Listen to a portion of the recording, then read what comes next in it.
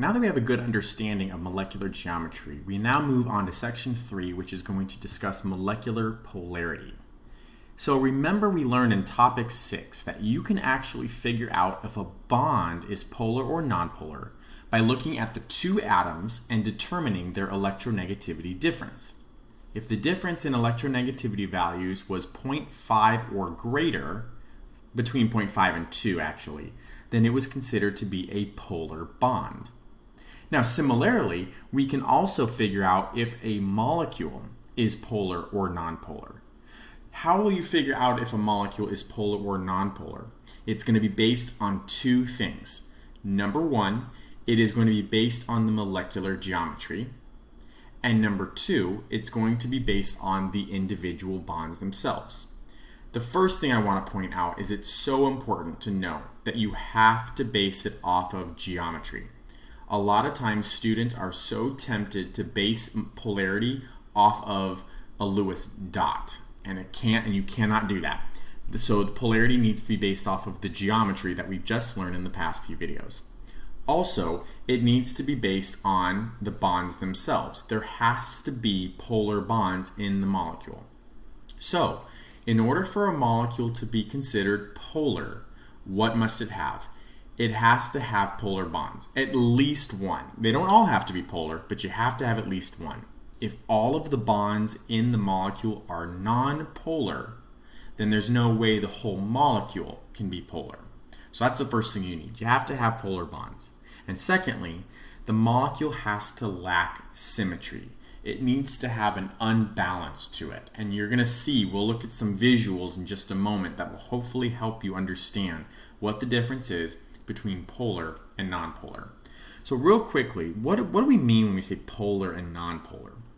Well, polar molecules means that electrons are not shared equally, right? The electrons are off balance. There's a lack of symmetry.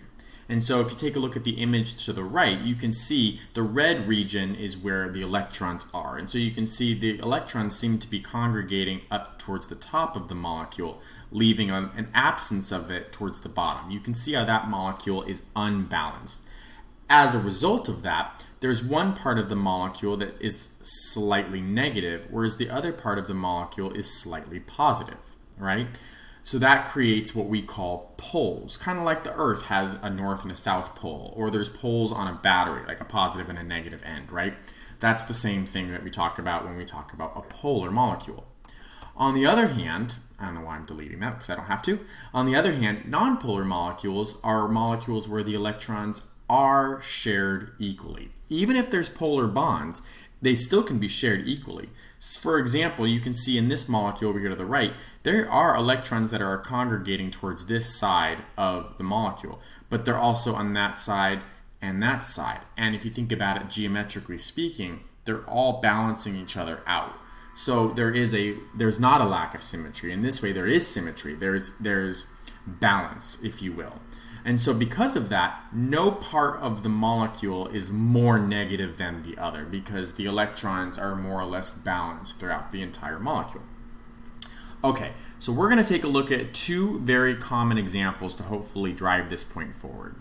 All right, so let's take a look at two common molecules that we've seen quite a few times in the last few units or topics, which is CO2 and H2O. So we want to figure out if these molecules are polar or nonpolar. So to go ahead and get started, let's first start off with their Lewis dot structures, right? So we have the Lewis dot structures for CO2 and H2O shown, right? But remember, we do not base polarity off of Lewis dot structures. We base polarity off of molecular geometry. So if you take a look at carbon dioxide, which has 2 electron domains, that's going to be a linear shape. If you take a look at water, which has 4 electron domains, 2 are lone pairs, 2 are bonds, that's going to be a bent shape. And so this is actually the shape, molecular geometry of these two molecules. Now that we know the molecular geometry of the two molecules, we can now start to determine if they are polar or nonpolar. So what are the two things that they need in order to be polar or nonpolar? There are two things. One, they have to possess polar bonds. The other thing is they need to be asymmetrical or lack of symmetry. So if you take a look at CO2, okay, do you notice if I were to look at the carbon-oxygen bond, that is a polar bond. The electronegativity for carbon is about 2.5. The electronegativity for oxygen is about 3.5. So the difference is definitely greater than 0.5. So the carbon-oxygen bond is polar, which is why you see dipole arrows that are above that bond. But you see both of them because you have carbon-oxygen bond on both sides. And since they're pulling equal but opposite, those two polarity arrows end up canceling each other out. So even though there are polar bonds, CO2 does not lack symmetry. It's balanced. And so as a result, there is no overall dipole, meaning it's a non-polar molecule. Let's contrast that to water. Water has the oxygen-hydrogen bond. The difference in electronegativity between oxygen and hydrogen is also greater than 0.5. So the oxygen-hydrogen bond is a polar bond. So it has that. Does it lack symmetry? Well, notice that the one side is pulling up and to the right, and the other side is pulling up and to the left. So the left and the right cancel, but they're both pulling up. Nothing's pulling down to cancel it out. So there seems to be a net congregation of pull towards the top of the molecule. So it does have polar bonds, and it also lacks symmetry. All the electrons are congregating towards the top of the molecule. And so there is an overall dipole, which is shown by that arrow that's pointing up, basically saying that all the electron density is being pulled in that direction. As a result, water is a polar molecule. And so, to review, we have nonpolar for carbon dioxide and polar for water. And you can see in this picture right here, this is just a review of the two molecules we just looked at. You can see that carbon dioxide, the electrons are towards the outside, but they're evenly distributed, they're evenly balanced. But in the water, the electrons are all towards one side. There are no electrons to balance it out. And so because of that, water would end up being polar. Here are some other examples because, like I said, the visualization is what's really important in this topic. So on the top, you have three molecules that are shown in such a way where they are polar. So we have the HCl molecule. Obviously, there's only two atoms. So in that case, when you have a molecule that's only two atoms, if the bond is polar, the molecule has to be polar, right? And the HCl bond is a polar bond. If you take a look at the second molecule, NH3, you do see that all those polarity arrows are pointing up towards the more electronegative nitrogen, but there's nothing pulling down. So all that electron density is congregating towards the top of the molecule. So NH3 is also polar. Finally, we have the molecule on the right. Notice the carbon-hydrogen bond is not polar. Remember, that's a nonpolar bond. I taught you that in topic 6. So you can see that there's no bond arrow over that bond. But the carbon-chlorine bond is polar, and you can see that there's that arrow. So the fact that of those four bonds, one of them is polar, yeah, it's definitely going to be an overall polar molecule. The electrons are going to congregate towards the chlorine. Let's contrast that with two molecules that are nonpolar. For example, BF3. Notice that, yes, there are polar bonds, but they're all being evenly dispersed in a geometric fashion. Also, with the carbon tetrachloride molecule, you can see there that even though the carbon-chlorine bond is polar, they're all pulling equal and geometrically opposite of each other, and so that ends up creating a non-polar molecule. Now, what would make any of these molecules in the bottom here, what would make any of them polar? Well, if I changed even one of the atoms, just one, that would create a polar molecule. So that's a way that you can remember that. As we go forward into this, some tips and tricks that will help you along the way to help you get quicker. This is no means an exhaustive list, but these are just some things to keep in mind. Anytime you have a bent or trigonal pyramid structure, which are very common, they are always polar. Always. There's no way they can't be. If you have a tetrahedral, trigonoplanar, or linear geometry, which are also very common, They will be polar if the terminal atoms are different. But if the terminal atoms are all the same, they will be nonpolar. Like I said, that's just some helpful tips and tricks. Like I said, by no means is that exhaustive, but that'll help us solve a majority of our problems. All right, so let's go ahead and take a look at some examples. All right, so looking at example 4, we've got two molecules here, BRF5 and BRCl3. What I want you to do is pause the video and first draw the Lewis dot diagrams. All right, so I have the Lewis dot structures for both of those. Quickly check those and compare, make sure you have the correct ones before we move on. Just some things to point out of importance. This first one, bromine, has one lone pair on the central.